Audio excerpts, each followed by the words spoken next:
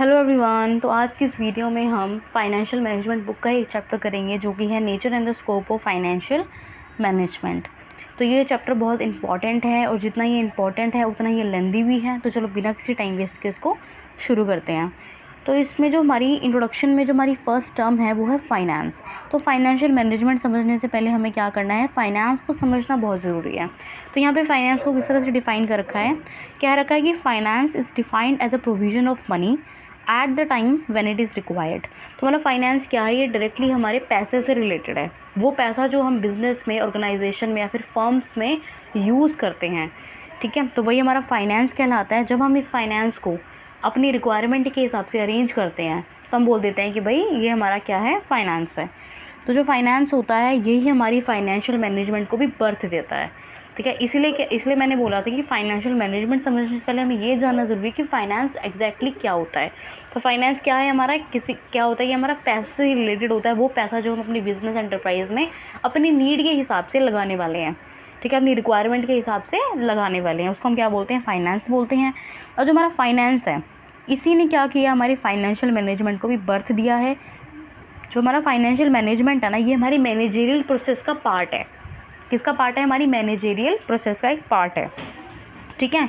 तो जो हमारा फाइनेंशियल मैनेजमेंट है ना, ये क्या करता है, ये हमारी फर्म की जितनी भी फाइनेंशियल रिसोर्सेज है, मतलब हमारे फर्म का जितना भी पैसा है उसको प्लान करने से उसको कंट्रोलिंग करने तक, मतलब हमारी प्लानिंग से लेके कंट्रोलिंग तक की जितनी भी चीज़ें होंगी ना, वो सब कौन करता है यहाँ पे, कौन उसकी देख रेख करता है, वो करता है हमारा फाइनेंशियल मैनेजमेंट, ठीक है। तो ये हो गया हमारा इसका इंट्रोडक्शन। अब आते हैं हम अपने अगले टॉपिक पे, जो कि है changing role of the financial manager and the approaches of the finance function और द फाइनेंशियल मैनेजमेंट। देखो, changing role of the financial manager और approaches and the finance function और द फाइनेंशियल मैनेजमेंट, ये दोनों ही हमारे अलग अलग क्वेश्चन हैं। आपसे जो पेपर में ये भी पूछ सकते हैं कि भाई आप ना फाइनेंशियल मैनेजर के बदलते रोल को बताओ कि वो पहले कैसा था और अब कैसा है। दूसरा ये पूछ सकता है कि ये फाइनेंस फंक्शन के सारी की सारी अप्रोचेस बताऊं और फाइनेंशियल मैनेजमेंट की भी क्या बताओ, आप यहाँ पे अप्रोचेस बताओ। तो देखो, जो पहले का टाइम हुआ करता था ना, उस टाइम पे जो हमारा फाइनेंशियल मैनेजमेंट था उसका कंसेप्ट बड़ा ही डिफरेंट था। आज के टाइम पे जो हम यूज़ करते हैं ना, जो पहले यूज़ हुआ करता था उनमें बहुत एकदम ज़मीन आसमान का फ़र्क है, ठीक है। और ये क्या फ़र्क है, क्यों है ऐसा, ये सब हम आगे पढ़ेंगे, ठीक है। आगे कैसे पढ़ेंगे हम, अपनी दो अप्रोचेस में, पहली हमारी ट्रेडिशनल अप्रोच और दूसरी है हमारी मॉडर्न अप्रोच, ठीक है। तो हमारी ट्रेडिशनल अप्रोच क्या बोलती है, पहले वो पढ़ेंगे। सो traditional approach of finance function, इस अप्रोच के अंदर क्या बोलते हैं कि जो हमारा फाइनेंशियल मैनेजमेंट होता है ना, उसका काम क्या है कि वो फंड्स को प्रोक्योर करेगा, मतलब फंड्स को अरेंज करेगा, ठीक है। और वो भी सूटेबल टर्म्स के अंदर, मतलब सूटेबल टर्म्स और कंडीशन के अंदर आप क्या करोगे, फाइनेंस को अरेंज करोगे, ठीक है। ये किसका काम होता था, फाइनेंशियल मैनेजमेंट का ये काम होता था, उनका ये रोल हुआ करता था, ठीक है। तो जो हमारा फंड है उसको किस तरह से यूटिलाइज़ करना है, कहाँ उसको इन्वेस्ट करना है, ये सारा काम होता था ना, ये बिल्कुल भी फाइनेंशियल मैनेजमेंट के स्कोप के अंदर नहीं आता था, ठीक है। उनको बिल्कुल भी इंक्लूड नहीं किया जाता था इस चीज़ में कि वो बताएं कि भाई कहाँ आपको इस पैसे को इन्वेस्ट करना है, कहाँ लगाना है और कहाँ पे नहीं। फाइनेंशियल मैनेजमेंट क्या करता था इस अप्रोच के अंदर, जो हमारा फाइनेंशियल मैनेजमेंट था उसको तीन चीज़ें स्टडी करने के लिए बोला गया था। मेनली तीन चीज़ें उसको बोला गया था कि आपको फ़ंड को इन कंडीशंस के अंदर स्टडी करके उसको अरेंज करना है, ठीक है। तो जो हमारी प्रोक्योरमेंट ऑफ फंड थी उसके लिए जो हमारी फाइनेंशियल मैनेजमेंट थी वो इन तीन चीज़ों को पढ़ती थी या फिर इन तीन चीज़ों की वो ब्रीफ स्टडी किया करती थी। पहली चीज़, इंस्टीट्यूशनल सोर्स ऑफ फाइनेंस, मतलब कौन कौन सी इंस्टीट्यूशनल सोर्सेज है जहाँ से आप फाइनेंस को अरेंज कर सकते हो। पहली चीज़ तो ये, इस चीज़ की स्टडी करना। दूसरा चीज़ में ये बोला गया है कि issue of the financial instrument through which the fund are raised from the capital market. आपको ऐसे फाइनेंशियल इंस्ट्रूमेंट्स की स्टडी करनी है जिसको इशू करके मार्केट में आप क्या कर सकते हो, फंड को अरेंज कर सकते हो, मतलब फाइनेंस को आप यहाँ पे अरेंज कर सकते हो। तीसरा आता है legal and accounting relationships between business and it's sources of fund.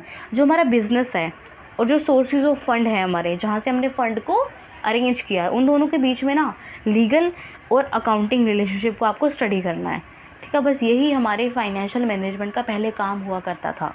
अब पढ़ते हैं इसकी लिमिटेशंस, ठीक है। हमारी जो ट्रेडिशनल अप्रोच होती है ना, अब एक चीज़ नोटिस करोगे, इस टॉपिक में सिर्फ इसकी लिमिटेशन दे रखी हैं, मतलब इसकी क्या इंपॉर्टेंस है, इसके क्या एडवांटेजेस रह चुके हैं, वो सब यहाँ पे नहीं बताया हुआ, ठीक है। तो इसमें जो हमारा फर्स्ट आता है वो आता है more emphasis on the raising of fund. देखो इस वाली अप्रोच है जो हमारी ट्रेडिशनल अप्रोच, इनमें सारा जोर है ना वो सिर्फ फंड को रेज करने में लगा रखा है कि भाई आप कुछ नहीं करो, आप बस फंड को अरेंज करो, ठीक है, आप कुछ मत करो, बस फंड को रेज करो। तो बस वही है कि पैसे को अरेंज करना, फंड को रेज करना, यही सारी चीज़ों पे इन्होंने क्या कर रखा है, सारा का सारा जोर दे रखा है। तो ये क्या कर रखे, ये बिल्कुल ही है ना, कहें तो बहुत ही बड़ी लिमिटेशन है कि आप सिर्फ पैसे पे ध्यान दे रहे हो कि बस आप कैसे भी करके क्या करो, फंड को अरेंज कर लो। तो ये बहुत बहुत बहुत बड़ी हमारी लिमिटेशन है। सेकंड आती है ignore the financial problem of corporate enterprises, non corporate enterprises. जो हमारा ट्रेडिशनल अप्रोच है ये क्या करती है, ये जो जितनी बड़ी नॉन कॉर्पोरेट एंटरप्राइजेस होती है ना, उनकी प्रॉब्लम को, फाइनेंशियल प्रॉब्लम को ये बिल्कुल इग्नोर कर देती है। क्यों? क्योंकि जो हमारी ट्रेडिशनल अप्रोच है ना, इसके अंदर सिर्फ कॉर्पोरेट एंटरप्राइजेस आती है, नॉन कॉर्पोरेट एंटरप्राइजेस नहीं आती, ठीक है। नॉन कॉर्पोरेट एंटरप्राइजेस कौन सी होती हैं, जैसे कि सोल प्रोप्राइटरशिप हो गया, पार्टनरशिप फर्म हो गया, ठीक है, ये सारी क्या है, हमारी नॉन कॉर्पोरेट एंटरप्राइजेज हैं। तो इनकी जो फाइनेंशियल प्रॉब्लम होती है ना, यहाँ पे तो बिल्कुल ही उस चीज़ को क्या कर दिया गया, इग्नोर कर दिया गया है। फिर आता है हमारा more concern to the problem of raising finance on occurrence of the special event. जो हमारी ट्रेडिशनल अप्रोच है ना, इसमें क्या बोला गया है कि ज़्यादा कंसर्न कब होती है, कभी अपना ज़्यादा ध्यान लगाती है, ठीक है, जब इनको क्या करना होता है, किसी स्पेशल इवेंट पे ना फ़ंड को अरेंज करना होता है, ठीक है, तब ये क्या करती हैं, प्रॉब्लम्स के ऊपर ज़्यादा से ज़्यादा कंसर्न होती है कि भाई क्या प्रॉब्लम होगी, हमें बताओ, क्या दिक्कत हो गई, हमें बताओ, ठीक है। मतलब अगर स्पेशल इवेंट नहीं होगा ना, तो ये क्या करेंगे, कोई प्रॉब्लम हो भी रही होगी फाइनेंस को अरेंज करने में, तो ये ज़्यादा ध्यान नहीं देते, ठीक है। लेकिन अगर कोई स्पेशल इवेंट हो रहा होगा तो ये क्या करेंगे, उस पर ज़्यादा कंसर्न हो जाएंगे कि भाई क्या प्रॉब्लम चल रही है, क्या नहीं चल रही। चौथा आता है इसमें special attention on the long term financing. जो हमारी लॉन्ग टर्म फाइनेंसिंग होती है ना, उसके लिए स्पेशल अटेंशन देते हैं अपनी, मतलब कि अभी से इतना पैसा इकट्ठा कर लो कि लॉन्ग टर्म में आप इसको लगा दो, ठीक है, और फिर आपको कोई ना नुकसान ना फेस करना पड़े, या फिर आपको फिर कोई फाइनेंस को अरेंज करने में दिक्कत ना हो। देखा जाए तो डे टू डे लाइफ की जो प्रॉब्लम्स होती हैं, उसमें जो हमें पैसे की ज़रूरत होती है बिज़नेस में, उस पर यहाँ पे कोई भी ध्यान नहीं दिया गया। तो ये भी एक बहुत बड़ी लिमिटेशन है हमारी ट्रेडिशनल अप्रोच की। उसके बाद इतनी सारी प्रॉब्लम्स देखने के बाद हमने क्या किया, modern approach of finance function को अडॉप्ट किया, ठीक है। जो हमारी ट्रेडिशनल अप्रोच थी ना, ये 1950 तक चली, मतलब मिड ऑफ द 1950 तक वो चली। लेकिन उसके बाद क्या हुआ, जैसे जैसे हमारी जो बिज़नेस एंटरप्राइज उसका साइज़ बढ़ा, ठीक है, नई टेक्नोलॉजी हमने क्या की, इंट्रोड्यूस करी, ठीक है, और क्या हुआ, जब हमारी जो कंपटीशन है वो बिल्कुल इंटेंस हो गया, मतलब बहुत ज़्यादा कंपटीशन बढ़ गया मार्केट में, तब हमें क्या करना पड़ा, मॉडर्न अप्रोच को यहाँ पे हमें अडॉप्ट करना पड़ा और ट्रेडिशनल अप्रोच को हमें छोड़ना पड़ा, ठीक है। तो ये इसमें क्या होता था कि जो भी हमारी एफिशिएंट और इफ़ेक्टिव यूटिलाइजेशन होगा फाइनेंशियल रिसोर्सेज का, फर्म के जो भी हमारी फाइनेंशियल रिसोर्सेज हैं, अब उसको यहाँ पे यूटिलाइज़ कैसे करना है मॉडर्न अप्रोच में, वो बताया गया है, ठीक है। तो जो हमारी मॉडर्न अप्रोच है ये क्या करती है, हमें ये बताती है कि हमें फाइनेंस को अरेंज कैसे करना है, ठीक है, उसको अरेंज करने के बाद उसका प्रॉपर यूटिलाइजेशन कैसे करना है, मतलब हमें उसको कहाँ पे इन्वेस्ट करना चाहिए, वो सारी चीज़ें कहाँ बताई गई है, हमारी मॉडर्न अप्रोच में बताई गई है। मतलब जो भी लिमिटेशंस हमारी ट्रेडिशनल अप्रोच में थी ना, वो हमारी मॉडर्न अप्रोच में यहाँ पर कवर कर ली गई हैं। तो जो हमारी मॉडर्न अप्रोच है, ठीक है, वो क्या करती है, वो ये बताती है कि फ़ंड को कैसे एक्वायर करना है, ठीक है, और साथ ही साथ उसका कैसे इफेक्टिव यूटिलाइजेशन करना है, ठीक है। This approach present an analytical we looking into the financial problem of the business. ये क्या करती थी, बिजनेस की जितनी भी फाइनेंशियल प्रॉब्लम्स हैं उसमें भी ये क्या करती थी, नज़र रखती थी, उसको भी अच्छे से ये अप्रोच क्या करती थी, उसको भी अच्छे से भाई प्रॉब्लम्स को ढूंढती थी, उनको सॉल्व करने की कोशिश करती थी, ठीक है। तो हमारी फाइनेंशियल मैनेजमेंट है, ठीक है, आज की डेट में जो ये अप्रोच है हमारी, इस अप्रोच के अकॉर्डिंग हमें 3 सबसे मेजर प्रॉब्लम्स को, फाइनेंस से रिलेटेड है उनको यहाँ पे हमें क्या करना है, पढ़ना है, उनके ऊपर ध्यान देना है। सबसे पहली प्रॉब्लम ये आती है कि what is the total volume of fund and enterprise should commit. मतलब कि आपको, आपके एंटरप्राइज़ को, आपके ऑर्गेनाइजेशन को कितने फ़ंड की ज़रूरत होनी चाहिए, मतलब आपको कितनी ज़रूरत होनी चाहिए कि आप बाहर से वो अरेंज करो, ठीक है। ये हमारी क्या है, सबसे पहली प्रॉब्लम है।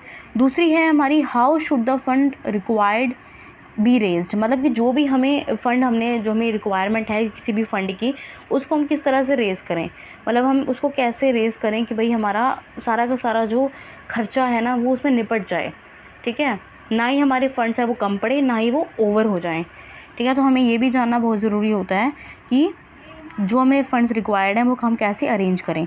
तीसरा आता है in what specific assets the enterprise should invest it's funds, मतलब ऐसी कौन सी स्पेसिफिक असेट्स हैं या फिर कहाँ पे हमारी जो एंटरप्राइज है उसको अपने फ़ंड को इन्वेस्ट करना चाहिए। तो ठीक है, ये हमारी 3 प्रॉब्लम है।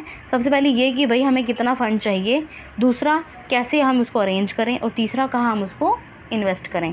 तो आई होप आपको ये समझ में आ गया होगा। इसके बाद हम बढ़ते हैं इसके करेक्टरिस्टिक्स की तरफ। करेक्टर बोल लो या फिर आप बोल लो कि नेचर और करेक्टर ऑफ फाइनेंशियल मैनेजमेंट, या तो आप इसको 2 तरीके से डिफ़ाइन कर सकते हो कि या तो आप ये बोल दो कि मॉडर्न अप्रोचेज़ के क्या क्या करेक्टरिस्टिक्स हैं, और नेचर या फिर करेक्टर क्या है हमारे फाइनेंशियल मैनेजमेंट के। ये मैं बार बार आपको हेडिंग इसलिए बता रही हूँ क्योंकि इन हेडिंग के बेसिस पे क्वेश्चन आते हैं। ठीक है, यही हेडिंग आपको क्वेश्चन बना के दे देंगे तो आपको पता नहीं चलेगा कि मैं लिखूँ तो लिखूँ क्या। तो मॉडर्न अप्रोच के करेक्टर दे दें, या तो आपको क्या कर दें फाइनेंशियल मैनेजमेंट के नेचर और करेक्टरिस्टिक्स दे दें। दोनों की दोनों एक ही बातें हैं। आप इसमें से कुछ भी आएगा तो आप ये लिख के आओगे। पहला आता है इसमें financial management is an essential part of the top management. जो हमारा फाइनेंस मैनेजमेंट होता है ना, ये क्या होता है, ये बहुत ही ज़्यादा एसेंशियल और इम्पॉर्टेंट पार्ट है हमारे टॉप मैनेजमेंट का। टॉप मैनेजमेंट क्या करता है, जो भी ज़रूरी और इम्पोर्टेंट या फिर जो विटल मतलब बहुत ज़्यादा ज़रूरी जो चीज़ें होती हैं ना हमारी ऑर्गेनाइजेशन की, उनको अरेंज करने में, उनको क्या करते हैं मेंटेनेंस करने में, उनको मैनेज करने में इनका बहुत बड़ा रोल होता है। ठीक है, अब बात जहाँ पे पैसे की आ जाए, जहाँ पे फाइनेंस की आ जाए, वहाँ तो ये बहुत ही ज़्यादा एसेंशियल पार्ट बन जाएगा हमारे टॉप मैनेजमेंट के लिए। तो क्या करता है हमारा टॉप मैनेजमेंट, हमारी सारी एक्टिविटीज़ को, ठीक है, और सारी की सारी जो भी जहाँ पे हमें फाइनेंस की ज़रूरत है उन सबको ये क्या करता है, कंसीडर करता है, डिटरमाइन करता है, और हमारे लिए क्या करता है, फाइनेंस को फिर अरेंज करता है। तो देखा जाए तो जो हमारा फाइनेंशियल मैनेजमेंट है ये क्या है, एक असेंशियल पार्ट है हमारे टॉप मैनेजमेंट का। फिर आता है इसमें लेस डिस्क्रिप्टिव मोर एनालिटिकल, मतलब इसका सिंपल मतलब है कि कम बातें ज़्यादा काम। मतलब जो हमारा फाइनेंशियल मैनेजमेंट है ये क्या करता है, बातें कम करता है और काम ज़्यादा करता है। ठीक है, ये नई नई टेक्निक्स होती हैं जो उनको अरेंज करने में, फाइनेंस को सही से चूज़ करने में, ऑल्टरनेटिव जितने भी अलग अलग ऑल्टरनेटिव्स होते हैं, चॉइसेस होती हैं, उसको अच्छे से चूज़ करने में क्या करता है, हमारी हेल्प करता है। तो बेसिकली ये लेस डिस्क्रिप्टिव है और मोर एनालिटिकल है। फिर आता है कॉन्टिन्यूस फंक्शन। कॉन्टिन्यूस फंक्शन क्या होता है, देखो जो हमारा फाइनेंसिंग होती है ना, फाइनेंशियल मैनेजमेंट होता है, इसमें जो फाइनेंसिंग होती है वो हमारी कंटिन्यू चलती रहती है। ऐसा नहीं है कि भाई आज ही हमें पैसे की ज़रूरत है और आज ही हम सारा काम करके बैठ जाएंगे अपनी बिज़नेस में। आज हमें किसी और चीज़ के लिए हमारे फाइनेंस की ज़रूरत है, कल को हमें किसी और चीज़ के लिए फाइनेंस की ज़रूरत होगी। ठीक है, तो ये क्या होती है, कॉन्टिन्यूस प्रोसेस होती है फंड्स को अरेंज करना, उनको सही से इन्वेस्ट करना। ठीक है, उसके बाद आता है हमारा different from the accounting function. जो हमारा फाइनेंशियल मैनेजमेंट का फंक्शन होता है ना, ये हमारी अकाउंटिंग फंक्शन से बड़ा ही डिफरेंट होता है। अकाउंटिंग में क्या होता है, हम डाटा को जनरेट करते हैं, ठीक है, उसमें से इंफॉर्मेशन निकालते हैं बाहर से। लेकिन जो फाइनेंस फंक्शन होता है ना, ये क्या करता है, इसका जो काम होता है वो बेसिकली क्या होता है, डाटा को एनालाइज करना, अच्छे से पढ़ना, और उसके बेस पे क्या करना, डिसीजंस को बनाना। ठीक है, तो ये क्या है, अकाउंटिंग फंक्शन से बहुत ज़्यादा डिफरेंट है। वाइड स्कोप, जो हमारा फाइनेंशियल मैनेजमेंट है ना, इसका जो स्कोप है वो बहुत ज़्यादा वाइड है। ये छोटे मोटे स्तर पे काम नहीं करता, इसका जो स्कोप है वो बहुत ज़्यादा है, क्योंकि जो हमारी पूरी की पूरी ऑर्गेनाइजेशन है ना वो हमारे फाइनेंशियल मैनेजमेंट पे ही क्या है, डिपेंडेड है। फिर आता है सेंट्रलाइज्ड नेचर। देखो इस वाले पॉइंट में क्या बोल रखा है कि जो हमारे फाइनेंशियल मैनेजमेंट है ना वो सेंट्रलाइज्ड नेचर है। ठीक है, लेकिन जो हमारे जो दूसरे मैनेजमेंट के पार्ट है, जैसे कि प्रोडक्शन हो गया, मार्केटिंग हो गया, और पर्सनल मतलब एचआर डिपार्टमेंट, ये सब क्या होते हैं, ये तो सेंट्रलाइज्ड होती है नेचर में। लेकिन जो हमारा फाइनेंशियल मैनेजमेंट है ना, यही हमारे सेंट्रलाइज्ड है। मतलब जो बाकी के होते हैं वो हमारे डिसेंट्रलाइज्ड होते हैं, यही हमारा क्या है, सेंट्रलाइज्ड है। पहले इसका मतलब समझ लो कि दोनों होते क्या हैं। डिसेंट्रलाइज्ड में आप हर एक पर्सन को डिपार्टमेंट में उनकी अथॉरिटीज़ और उनकी रिस्पॉन्सिबिलिटीज़ प्रोवाइड करते हो। लेकिन जो फाइनेंशियल मैनेजमेंट एक ऐसा हमारा डिपार्टमेंट है जहाँ पे आप जो अथॉरिटीज़ होती हैं, जो रिस्पॉन्सिबिलिटीज़ होती हैं, वो एक ही बंदे के पास रहती है, फिर कुछ ही बंदों के पास रहती है, सब में वो डिवाइड नहीं होती। देखो इसका सीधा सीधा यही है, इसका तो रीज़न कि जहाँ पे पैसे की बात आ जाती है ना, वहाँ पे हर किसी को आप क्या करोगे, रिस्पॉन्सिबिलिटी और अथॉरिटी बांटते नहीं फिरोगे। ठीक है, तो इसमें इसीलिए कहते हैं कि जो हमारा फाइनेंशियल मैनेजमेंट है वो क्या है, सेंट्रलाइज्ड है नेचर में। तो समझ में आ गया होगा आपको डिसेंट्रलाइजेशन और सेंट्रलाइजेशन क्या होती है। डिसेंट्रलाइजेशन मतलब अथॉरिटी और रिस्पॉन्सिबिलिटी दोनों को अलग अलग बांट देना, लेकिन सेंट्रलाइजेशन ऐसा नहीं होता। उसमें क्या होती है, अथॉरिटी और रिस्पॉन्सिबिलिटी दोनों कुछ बंदों के पास या फिर एक ही बंदे के पास रहती है, या फिर एक ही लेवल ऑफ मैनेजमेंट के पास रहती है, जो कि है हमारा टॉप लेवल मैनेजमेंट। फिर आता है हमारा इसमें अगला पार्ट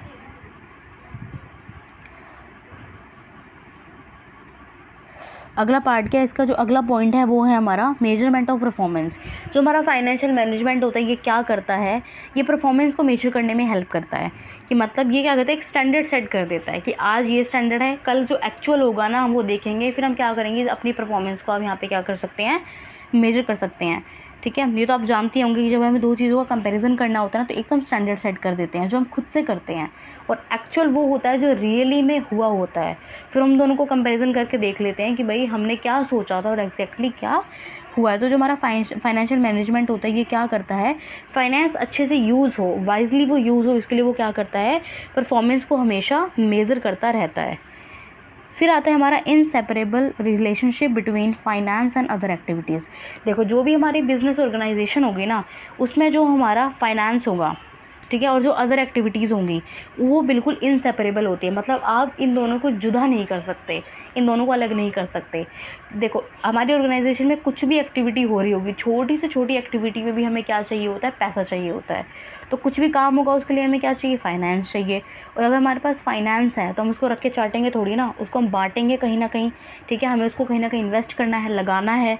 तो इसीलिए यहाँ पे ये बोला है कि जो हमारी वो ऑर्गेनाइजेशन होती है उसमें फाइनेंस और जितनी भी अदर एक्टिविटीज़ होती हैं उनका जो रिलेशनशिप होता है ना वो बिल्कुल इनसेपरेबल होता है, हम उन दोनों को सेपरेट नहीं कर सकते। फिर आता है इसमें applicable to all type of organisations. जो हमारा फाइनेंशियल मैनेजमेंट है ये हर टाइप की ऑर्गेनाइजेशन में क्या होता है, लग जाता है, एप्लीकेबल हो जाता है।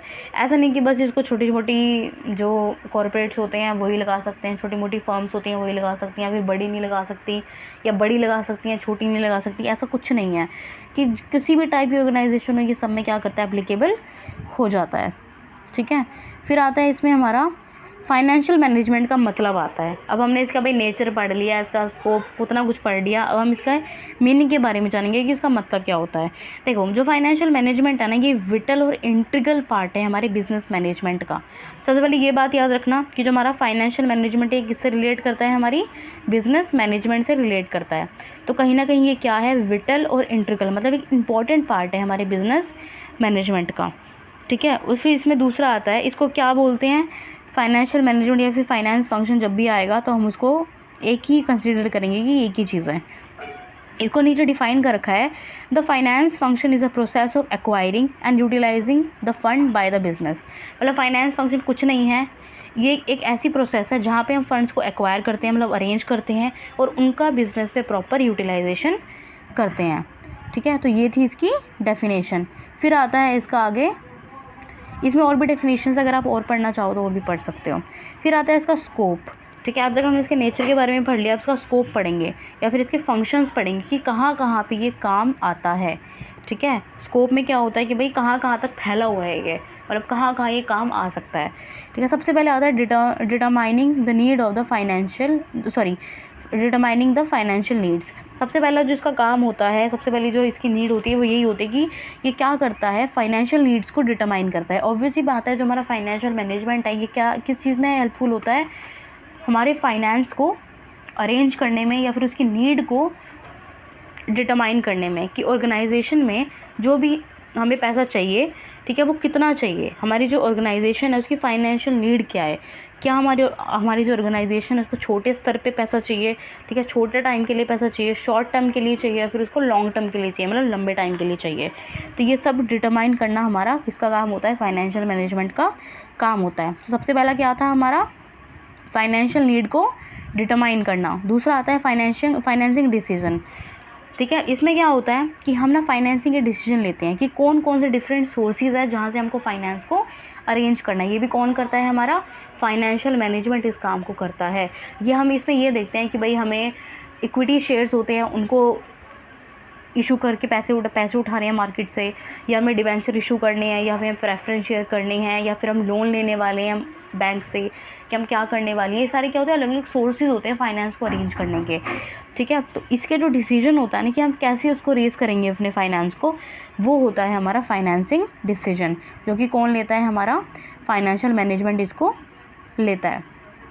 फिर आता है इसमें अगला पॉइंट कि इन्वेस्टमेंट डिसीजन। अब हमने फाइनेंस को अरेंज तो कर लिया, ठीक है, उसका डिसीजन तो ले लिया कि भाई हम इस तरीके से इसको क्या करेंगे, अरेंज करेंगे, लेकिन हमें ये भी पता होना चाहिए कि जो हमने अभी अभी फाइनेंस को अरेंज करने की सोची है, हम उसको लगाएंगे कहाँ पे, मतलब हम उसको ना इन्वेस्ट कहाँ पे करेंगे। तो ये वाली जो चीज़ होती है ये हमारी कैपिटल बजटिंग के अंदर आती है, ठीक है। कैपिटल बजटिंग एक सेपरेट चैप्टर था जो हमारे पिछले सेमेस्टर में था, सेमेस्टर 5 में। तो वहाँ पे ये बताया गया था इस चैप्टर में कि जो भी आपके पास जो इन्वेस्टमेंट के लिए पैसा होगा ना, आप क्या करोगे, जितने भी अलग अलग प्रोजेक्ट होंगे आप सबको देखोगे और आप ये देखोगे कि फ्यूचर में हमें किस वाले प्रोजेक्ट से फ़ायदा हो सकता है। उस हिसाब से आप उनको रैंकिंग दोगे कि भाई ये प्रोजेक्ट सबसे अच्छा है तो मुझे इसमें इन्वेस्ट करना चाहिए, लेकिन मेरे पास इन्वेस्टमेंट इतनी है तो क्या मैं इसको हाफ करके अरेंज कर सकता हूँ, ठीक है, मतलब इन्वेस्ट कर सकता हूँ, मतलब वो सारी की सारी चीज़ें इसमें आती हैं। तो बेसिकली इस पॉइंट में क्या है कि आप किस तरह से इन्वेस्टमेंट करते हो अपने फाइनेंस की। फिर आता है हमारा वर्किंग कैपिटल डिसीजन।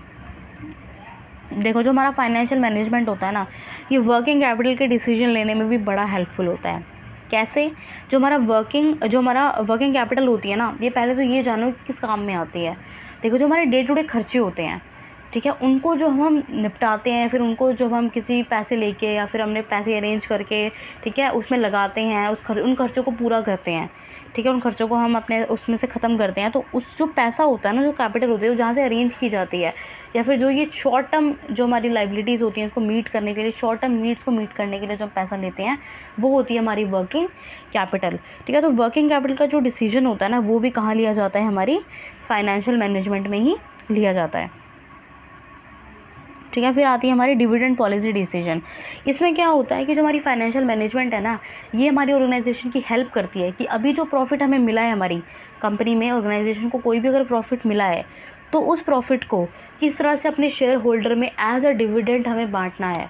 तो ये हमें पता है कि जो हमारे इक्विटी शेयर होल्डर्स हैं वो अपना हिस्सा तो मांगेंगे ही, जो हमारे डिबेंचर्स हैं वो तो लीगल केस ही कर देंगे अगर हमने उनको डिविडेंड नहीं दिया, फिर उनको हमने पैसा नहीं दिया, ठीक है। तो डिविडेंड पॉलिसी डिसीजन में क्या होता है कि हमें किस तरह से प्रॉफिट को एज अ डिविडेंड अपने शेयर होल्डर्स को बांटना है, वो यहाँ पे उस डिसीजन को लिया जाता है। किसके अंदर लेते हैं, ये भी हम फाइनेंशियल मैनेजमेंट के अंदर लेते हैं, वही एज अ डिसीजंस को लेता है। फिर आता है हमारा फाइनेंशियल कंट्रोल। फाइनेंशियल कंट्रोल में क्या होता है कि हमने अब सब कुछ अरेंज कर दिया, भाई फाइनेंस हमने देख भी लिया कि हमें कितनी ज़रूरत थी फाइनेंस की, कहाँ से हमने अरेंज करना है हमने वो भी देख लिया, कहाँ पे इन्वेस्ट करना है वो भी देख लिया, छोटे मोटे खर्चों को कैसे हमने अरेंज करना है, उसके लिए पैसों को कहाँ खर्चों को हमने लगाना है, ठीक है, वो सब भी हमने देख लिया। लेकिन अब इन सबको कंट्रोल करने के लिए भी तो कुछ चाहिए ना, ठीक है। इन सबको कंट्रोल करने के लिए भी क्या करता है फाइनेंशियल मैनेजमेंट, यहाँ पे कुछ डिसीजंस लेता है, ठीक है। तो यहाँ पे हम क्या करते हैं, फाइनेंशियल मैनेजमेंट जो होता है हमारा, वो फाइनेंशियल कंट्रोल के लिए कुछ डिवाइसेस को यहाँ पे इस्टेब्लिश करता है, ठीक है, जिससे क्या कर सकते हैं हम, जितने भी हमारा फाइनेंस है, ठीक है, जब हम उसको अलग अलग जगह पे इन्वेस्ट करते हैं, फिर अलग अलग जगह पे यूज़ करते हैं, तो हम उसको प्रॉपर यूज़ करें, उसका वेस्टेज ना हो, ठीक है, हम उस पर प्रॉपर कंट्रोल रख सकें, इसके लिए वो क्या करता है, इस चीज़ों को इस्टेब्लिश करता है, जिससे हम क्या कर सकते हैं, अपने फाइनेंस को कंट्रोल कर सकते हैं। फिर आता है हमारा रूटीन फंक्शन। देखो जो हमारे फाइनेंशियल मैनेजमेंट होता है ना, वो क्या करता है, हमारे रूटीन और डे टू डे जो भी हमारे फंक्शंस होते हैं उसको परफॉर्म करने में हेल्प करता है, ठीक है। मतलब अगर हमें अपना जो फाइनेंसिंग फंक्शन है उसको इफेक्टिवली एग्जीक्यूट करना है अपनी ऑर्गेनाइजेशन में, हम चाहते हैं कि जो भी हमने फाइनेंस लगाया है वो अच्छे से चलता रहे, तो उसके लिए हमें day to day normal life की जो रूटीन्स होते हैं हमारी ऑर्गेनाइजेशन में, बिजनेस में, उनको हमें अच्छे से चलाना पड़ेगा।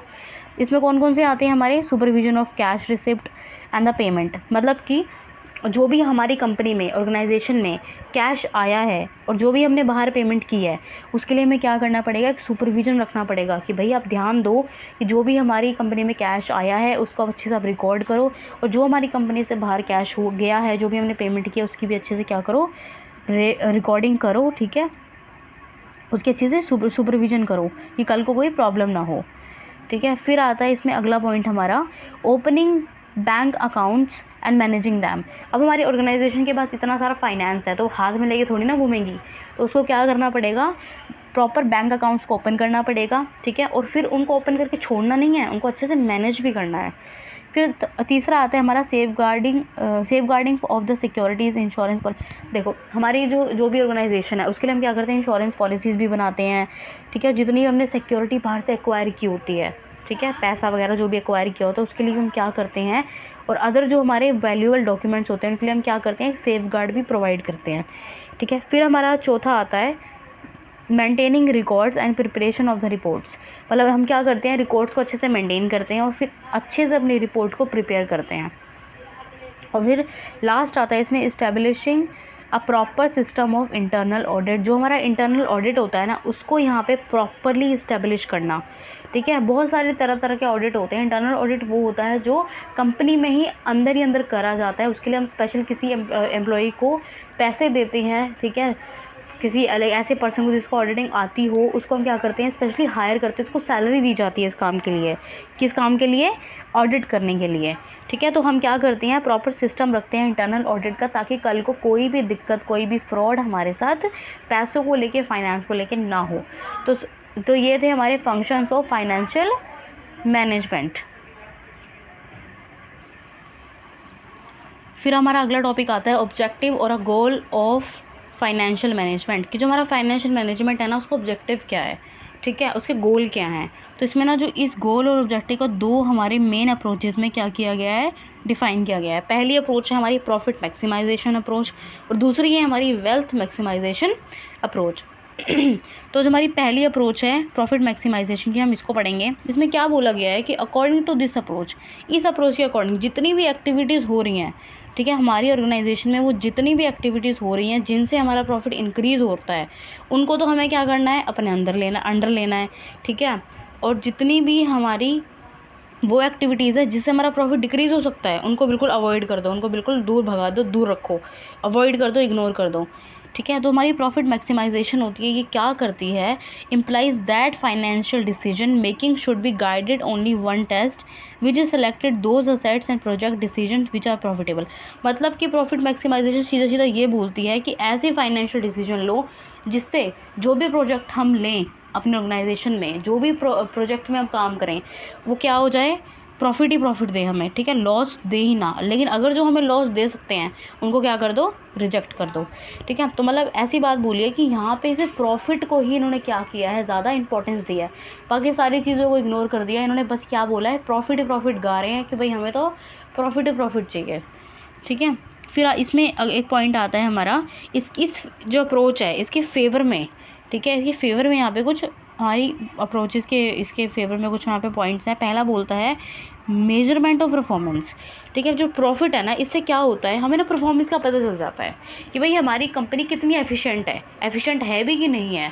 ठीक है, अगर हमारे पास ज़्यादा प्रॉफिट होगा ना, तो हम इजीली परफॉर्मेंस को यहाँ पे कंपेयर कर सकते हैं कि भाई हमने सोची क्या थी, कितनी हमारी आई है, जो आई है वो कितनी अच्छी है, कितनी नहीं है। ठीक है, तो ये क्या करती है, जो हमारी परफॉर्मेंस होती है उसको मेज़र करने के लिए यहाँ पे हेल्प करती है।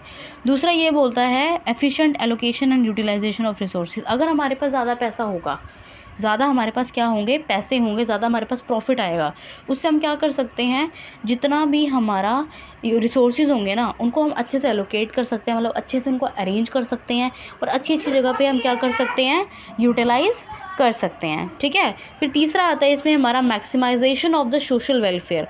अगर हमारे पास प्रॉफिट ज़्यादा होगा तो हम क्या करेंगे, सोशल वेलफेयर भी कर पाएंगे, मतलब सोसाइटी का भला कर पाएंगे अगर हमारे पास क्या होगा, प्रॉफिट ज़्यादा होगा तो। फिर बोला जाता है इसमें सोर्स ऑफ इंसेंटिव। देखो जो हमारा प्रॉफिट है वही हमारा क्या होता है, सोर्स ऑफ इंसेंटिव होता है। मतलब जो भी हमारे एम्प्लॉयज़ होंगे या जो भी हमारे शेयर होल्डर्स, मतलब जो भी हमारे बंदे होंगे ना हमारे ऑर्गेनाइजेशन में, जो हमारे लिए काम कर रहे हैं हमारे अंडर, उनको इंसेंटिव देने का ये बहुत बड़ा सोर्स होता है। अगर हमारे पास प्रॉफिट नहीं होगा कंपनी को, तो वो क्या करेगी, क्या वो अपने एम्प्लॉयज़ को पैसा दे पाएगी, इंसेंटिव दे पाएगी, नहीं दे पाएगी ना। तो ये क्या है, एक सोर्स है। ठीक है, जहाँ से हम क्या करते हैं, अपने एम्प्लॉयज़ को इंसेंटिव देते हैं। तो जितना ज़्यादा प्रॉफिट होगा उतना ही अच्छा हम क्या करेंगे, इंसेंटिव दे पाएंगे।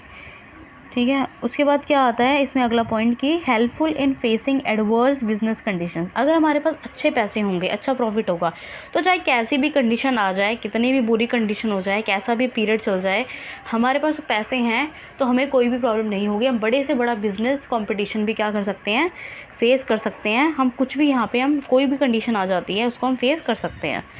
ठीक है, इसमें अगला पॉइंट आता है helpful in growth in the firm. ठीक है, अगर हमारे पास पैसा होगा तो वो सीधे सीधे क्या करेगी, हमारी फर्म की ग्रोथ में हमारी हेल्प करेगी।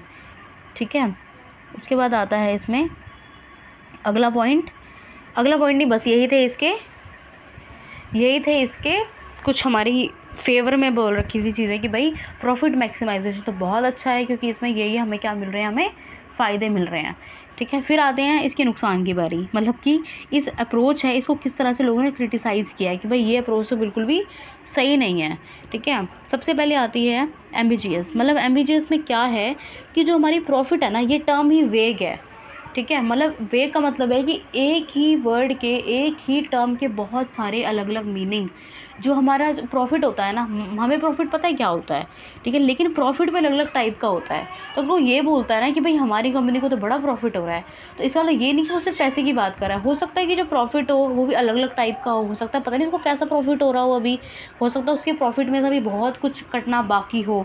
ठीक है, फॉर एग्जाम्पल कि यहाँ पे कुछ प्रॉफिट बता रखे हैं, जैसे कि लॉन्ग टर्म प्रॉफिट हो गया, शॉर्ट टर्म प्रॉफिट हो गया, ठीक है, या फिर प्रॉफिट बिफोर टैक्स हो गया, आफ्टर टैक्स हो गया, कि भाई वो बिफोर टैक्स की बात कर रहा है कि आफ्टर टैक्स की बात कर रहा है। कहीं ऐसा ना हो उसका प्रॉफिट हो 10 लाख का, उसमें 1 लाख का उसको टैक्स देना पड़ जाए, गा रहा है 10 लाख और मिले उसको बाद में कितने, सिर्फ 9 लाख रुपए। तो वही होता है कि जो हमारी जो प्रॉफिट होती है ना, ये टर्म ही बड़ी वेग है। ठीक है, इस एक ही प्रॉफिट के अलग अलग मतलब होते हैं, मतलब अलग अलग टाइप का यहाँ पे प्रॉफिट हमें देखने को मिलता है। तो ये इसकी बहुत बड़ी क्या है, एक लिमिटेशन है। दूसरा आता है ignore the time value of money. देखो जो हमारी मनी होती है ना, उसकी टाइम वैल्यू को यहाँ पे इग्नोर कर देते हैं बिल्कुल। कौन, हमारी प्रॉफिट मैक्सिमाइजेशन अप्रोच। ये क्या करती है, जो भी हमारी मनी होगी ना, उसकी वैल्यू को 10 साल पहले जितनी थी ना, आज भी उतनी बताएगी। बोल दी कि 10 साल पहले तो इस कंपनी को 12 लाख का प्रॉफिट हुआ था। ठीक है, और 10 लाख जो 12 लाख का प्रॉफिट हुआ वो कब हुआ है, 10 साल पहले हुआ है। ठीक है, वो नहीं देखती कि जो टाइम पीरियड है वो 10 साल पीछे चला गया है। 12 लाख की कीमत तब उतनी थी, लेकिन आज के टाइम में हो सकता है 12 लाख की कीमत उतनी ना हो। तो यहाँ पे जो टाइम वैल्यू थी ना मनी की, वो कहीं ना कहीं इग्नोर कर दी गई है। ठीक है, जो आज 1 रुपया है ना, वो सेम रुपये की कल वैल्यू हो सकता है कि अगले साल तक बिल्कुल ही ना रहे। ये भी इसकी भी नोटबंदी हो जाए। ठीक है, इसके भी सिक्का बंदी हो जाएगी, क्योंकि वो सिक्के चले ही ना। तो वही है कि भाई आज जो आपकी वैल्यू है ना पैसे की, कल को वो बिल्कुल चेंज हो सकती है। लेकिन इस चीज़ को, इस अप्रोच में बिल्कुल क्या कर दिया गया, इग्नोर कर दिया गया है। फिर आता है इग्नोर रिस्क फैक्टर। इसमें जितने भी रिस्क फैक्टर होते हैं ना, उनको तो बिल्कुल इग्नोर कर दिया है। कैसे कि देखो प्रॉफिट कमाने के लिए ना बंदों को रिस्क भी उठाना पड़ता है। फॉर एग्जांपल, इसमें एक एग्जांपल देके समझा रखा है कि मान लो कि 2 हमारी फर्म है या फिर 2 बंदे हैं, ठीक है, जिनको ना प्रॉफिट हुआ है। ठीक है, एक को हुआ है, दोनों को ना सेम प्रॉफिट हुआ है, एक को 10 लाख का हुआ तो दूसरे को भी 10 लाख का हुआ है। लेकिन यहाँ पे मज़े की बात यह है कि एक बंदे को रिस्क है उस पैसे में, ठीक है, उस प्रॉफिट में रिस्क है, और एक बंदे को बिल्कुल भी रिस्क नहीं है। मतलब एक बंदे को अपने डिबेंचर्स को बहुत सारा डिविडेंड देना है, बहुत सारा इंटरेस्ट देना है, और एक बंदे को कुछ नहीं देना। तो कहीं ना कहीं उसके पास रिस्क है, आया हुआ प्रॉफिट उसके हाथ से जाने वाला है, लेकिन एक बंदे को ऐसा कुछ भी नहीं है। तो यहाँ पे क्या किया, जो रिस्क फैक्टर है ना उसको बिल्कुल इग्नोर कर दिया गया है। दोनों को हम यही बोलेंगे कि नहीं दोनों के पास तो इक्वल ही यहाँ पे क्या है, प्रॉफिट है। ये नहीं बताएंगे कि उसके पीछे रिस्क फैक्टर कितने हैं। ठीक है, फिर आता है हमारा इग्नोर फ्यूचर प्रॉफिट। ठीक है, फ्यूचर के जो प्रॉफिट होते हैं ना, उसको यहाँ पे क्या कर दिया जाता है, बिल्कुल ही इग्नोर कर दिया जाता है। इस वाली जो प्रॉफिट मैक्सिमाइजेशन होती है, इसमें फ्यूचर प्रॉफिट को बिल्कुल ही क्या कर दिया गया है, इग्नोर कर दिया गया है। ठीक है, क्योंकि देखो क्या होता है, सम टाइम कुछ हमारी फर्म्स ऐसे होती हैं जो ना पैसे कमाने पे ध्यान नहीं देती ज़्यादा। ठीक है, उनको पता है कि प्रॉफिट नहीं हुआ तो कोई बात नहीं, लेकिन उनकी जो सेल्स है ना वो तो अच्छी जा रही हैं। मतलब वो क्या करते हैं, अपनी सेल्स को ग्रो करने में ज़्यादा ध्यान देते हैं, प्रॉफिट को कमाने में इतना ध्यान नहीं देते। ठीक है, तो यहाँ पे क्या कर देते हैं, ऐसी जो चीज़ें होती हैं ना, इनको क्या कर देती हैं, ये इग्नोर कर देते हैं। क्योंकि देखो आज सेल्स हो रही हैं, उसका जो आपको पैसा मिलेगा वो इन फ्यूचर तो मिल ही जाएगा ना। लेकिन इस चीज़ को यहाँ पे बिल्कुल इग्नोर कर दिया। भले से आपकी सेल्स अच्छी हो रही हो, लेकिन अगर प्रेजेंट टाइम में आपका प्रॉफिट अच्छा नहीं है ना, तो आपको कोई भी नहीं पूछेगा। किस अप्रोच के अंदर, प्रॉफिट मैक्सिमाइजेशन अप्रोच के अंदर। फिर आता है इसमें ignore social obligation of business. यहाँ पे क्या होता है, जो भी हमारे सोशल ऑब्लिगेशंस होते हैं ना, उसको यहाँ पे इग्नोर कर दिया गया है। किसके अंदर, प्रॉफिट मैक्सिमाइजेशन के अंदर, कि भाई हमारे कुछ सोशल ऑब्लिगेशंस भी होते हैं। हमें अपने वर्कर्स को, कंज्यूमर्स को, सोशल जो हमारे ग्रुप्स होते हैं, ठीक है, उनमें भी क्या करना पड़ता है, पैसे बांटने पड़ते हैं, देना पड़ता है गवर्नमेंट का, ताकि इंटरफेरेंस ना हो। लेकिन यहाँ पे उस चीज़ को बिल्कुल क्या कर दिया, इग्नोर कर दिया कि नहीं ऐसा तो कुछ भी नहीं होता, बस आप पैसे कमाने पे ध्यान दो। ठीक है, फिर इसमें आगे आता है अगला point, neglects the effect of dividend policy and market price of the shares. इसमें क्या कर दिया गया, जो डिविडेंड पॉलिसी है ना उसके इफेक्ट को बिल्कुल यहाँ पे नकार दिया गया है। मतलब आप ये नहीं देख रहे कि जो प्रॉफिट आज आपके पास आया है आपको अपने शेयर होल्डर्स को भी तो उसमें से डिविडेंड प्रोवाइड करना है ना, तो आपके पास बचेगा क्या, कितना आप रिटेन करके रखोगे कितना नहीं, वो चीज़ें यहाँ पे बिल्कुल ही इग्नोर कर दी जाती हैं। मान लो 2 बंदे हैं, दोनों को 10-10 लाख यहाँ पे क्या हुआ है, प्रॉफिट हुआ है, ठीक है। एक ने जो शेयर होल्डर्स को इशू किए थे, ठीक है, मतलब इक्विटी शेयर्स को या फिर जो डिबेंचर्स उनको इशू किया था, आधे से ज़्यादा डिविडेंड तो वो उन्हीं को दे देगा, उसके पास बचेगा क्या, कुछ भी नहीं। लेकिन यहाँ पे डिविडेंड पॉलिसी के इफेक्ट को क्या कर दिया, बिल्कुल ही नकार दिया गया है। तो ये भी बहुत बड़ी लिमिटेशन है किसकी, प्रॉफिट मैक्सिमाइजेशन अप्रोच की। फिर इसमें हमारी सेकंड अप्रोच आती है वेल्थ मैक्सिमाइजेशन अप्रोच, ठीक है। ये ऐसी अप्रोच है जो यूनिवर्सली एक्सेप्टेड है, हर जगह इसको क्या किया जाता है, इंपॉर्टेंस दी जाती है, हर जगह इसको एक्सेप्ट किया जाता है और कहा जाता है कि as compare to profit maximisation approach, जो हमारी वेल्थ मैक्सिमाइजेशन अप्रोच है ये बहुत ज़्यादा अच्छी है और सही है। ये जितनी भी लिमिटेशंस है ना हमारी प्रॉफिट मैक्सिमाइजेशन अप्रोच की, उन सारी लिमिटेशंस को ये क्या कर देती है, हटा देती है रास्ते में से, ठीक है। देखो इस अप्रोच में क्या बोला गया है कि जो हमारी वेल्थ होती है ना, वेल्थ मतलब पैसा होता है जो वेल्थ, उसको यहाँ पे ज़्यादा इंपॉर्टेंस देते हैं। मतलब कि आपने मान लो कि कोई भी एसेट खरीदी है, ठीक है, आपने मान लो 10,000 की एसेट खरीदी, तो जो कॉस्ट ऑफ एक्वाइजेशन है उसको क्या बोलते हैं, खरीदा है आपने उसको, तो उसको बोलते हैं हम कॉस्ट ऑफ एक्वाइजेशन। तो किसी भी एसेट को जो कॉस्ट ऑफ एक्वाइजेशन होती है ना, ये उसको इंपॉर्टेंस नहीं देती, बल्कि जो आपने एसेट खरीदी है आने वाले टाइम में उस एसेट से आप कितनी प्रोडक्शन करके कितने पैसे कमा सकते हो, ये उस पर ज़्यादा ध्यान देती है, ठीक है। इसमें बोल रखा है कि according to this approach the worth of the asset is measured, ठीक है। मतलब कि यहाँ पे जो असेट होती है ना उसकी कीमत को ज़्यादा मेज़र किया जाता है, ना कि उसकी कॉस्ट को, कि भाई हमें तो ये इतनी महंगी पड़ गई या फिर हमें तो ये इतने की पड़ी है। यहाँ पे वो नहीं देखा जाता, यहाँ पे ये देखा जाता है कि अब जो हमने ख़रीदा है ना इससे हम कितना ज़्यादा कमा सकते हैं, ठीक है। इसकी जो वर्थ है ना अब वो हमारे लिए कितनी होगी, ठीक है। तो जो यही चीज़ें इसको क्या करती हैं, प्रॉफिट मैक्सिमाइजेशन अप्रोच है इसको क्या करती हैं, अलग बनाती हैं, किसको, वेल्थ मैक्सिमाइजेशन अप्रोच को, ठीक है। इसमें एक चीज़ और बोल रखी है, इस अप्रोच में क्या होता है, ये जो हमारी टाइम वैल्यू होती है ना मनी की, उसको भी ये क्या करता है, वैल्यू करता है। जैसे वहाँ पे क्या था, जो मनी की जो टाइम वैल्यू थी ना कि आज जितना पैसे की कीमत है कल को उतनी नहीं रहेगी, ठीक है। तो यहाँ पे वहाँ पे प्रॉफिट मैक्सिमाइजेशन में इस चीज़ को इग्नोर किया था, लेकिन यहाँ पे इस चीज़ को क्या किया गया है, कंसीडर्ड किया गया है कि भाई आज अगर हमने कोई 10,000 की चीज़ खरीदी है तो कल के टाइम पे हमें जो उससे प्रॉफिट होना चाहिए वो कितने का होना चाहिए, कम से कम 10 लाख तक का होना चाहिए, फिर 10,000 मतलब 1 लाख का, 2 लाख का, ठीक है। तो हम ऐसा माइंड में सोच के चलते हैं, ठीक है। अब देखो इसमें जो एनपीवी जो हमारा एनवीपी है ना, एनपीवी है ना जो हमारा नेट प्रेजेंट वैल्यू, ये जो टर्म है ना ये इसमें बहुत बार आई हुई है वेल्थ मैक्सिमाइजेशन में। इसका मतलब क्या होता है, difference between the present value of the future cash inflow generated by an asset and it's cost is a net present value. वही चीज़ है कि देखो कोई भी हमने असेट ली है, ठीक है, उसकी present value of future cash inflow, मतलब कि जो फ्यूचर में आपको कैश इनफ्लो होने वाला है आपके पास, ठीक है, आज मान लो उसकी कीमत कुछ भी है, उससे आपको फ्यूचर में कितना कैश फ्लो हो सकता है या फिर कितना पैसा आप फ्यूचर में उस एसेट से कमा सकते हो, वो और उसकी कॉस्ट में, मतलब उसके खर्चे में जितना आज आपने उस पर खर्च कर दिया उसको ख़रीदने में, उन दोनों में जो डिफरेंस होगा ना वही हमारा क्या कहलाता है, नेट प्रेजेंट वैल्यू कहलाता है, ठीक है। देखो जब भी हमारा एनपीवी होगा वो क्या होगा, ज़्यादा होगा, ठीक है, या फिर हम कह सकते हैं कि पॉजिटिव होगा, तो क्या करता है वो वेल्थ को क्रिएट करता है, मतलब वेल्थ होगी जो हमारी शेयर होल्डर्स के लिए, वेल्थ को यहाँ पे वो क्या करता है, क्रिएट करता है। लेकिन वही अगर दूसरे हाथ पे अगर हमारा एनपीवी मतलब कि हमारी net present value negative result देती है, ठीक है, नेगेटिव रिजल्ट देती है, तो मतलब वो क्या करने वाली है, हमारी वेल्थ को रिड्यूस करने वाली है, ठीक है। तो हम क्या करते हैं, जब भी हमें ऐसा कुछ काम करना होता है, मतलब पैसे वैसे लगाने होती है कहीं पे, तो हम उसकी ना नेट प्रेजेंट वैल्यू निकाल लेते हैं। अगर वो पॉजिटिव आती है तो हम उस चीज़ को एक्वायर करेंगे, क्योंकि उससे क्या होगा, हमारी वेल्थ मैक्सिमाइज़ होगी। लेकिन अगर हमारी एनपीवी क्या आती है, नेगेटिव आती है, तो हम उस सिचुएशन में क्या करते हैं, उस सिचुएशन में हम इसको छोड़ देते हैं, ठीक है। हम उस असेट को या फिर उस सिचुएशन में हम उस पर्टिकुलर चीज़ को एक्वायर नहीं करेंगे, क्योंकि हमारी एनपीवी क्या आई है, नेगेटिव आई है, ठीक है। तो ये थी हमारी वेल्थ मैक्सिमाइजेशन अप्रोच। इसको आप और डिटेल में नीचे पढ़ सकते हो, लाइक इसके फॉर्मूलेस वगैरह लिखे हुए हैं। आप चाहो तो अपने आंसर को और भी ज़्यादा प्रेजेंटेबल बनाने के लिए इसको लिख के आ सकते हो, ठीक है। तो ये थी हमारी वेल्थ मैक्सिमाइजेशन अप्रोच की छोटा सा एक कंसेप्ट था, बहुत इंपॉर्टेंट था, पेपर में ये आ जाता है कई बार, ठीक है। तो आज की इस वीडियो को मैं यहीं पे फिनिश करती हूँ गाइस। आई होप आपको मेरी वीडियो से कुछ ना कुछ समझ में आया होगा। ये ना जो चैप्टर है ये थोड़ा सा लेंदी है, इस वजह से मुझे इसको 2 पार्ट्स में लाना पड़ रहा है। पार्ट 1 ये रहा और पार्ट सेकंड है जो वो जल्दी ही आएगा। तो आप प्लीज़ सब्सक्राइब करके चैनल को, प्लीज़ बेल आइकन को ज़रूर दबा लेना ताकि आपको फर्दर नोटिफिकेशंस मिल सकें। तो मैं मिलती हूँ आपसे अपनी अगली वीडियो में, तब तक के लिए take care, bye bye, see you soon.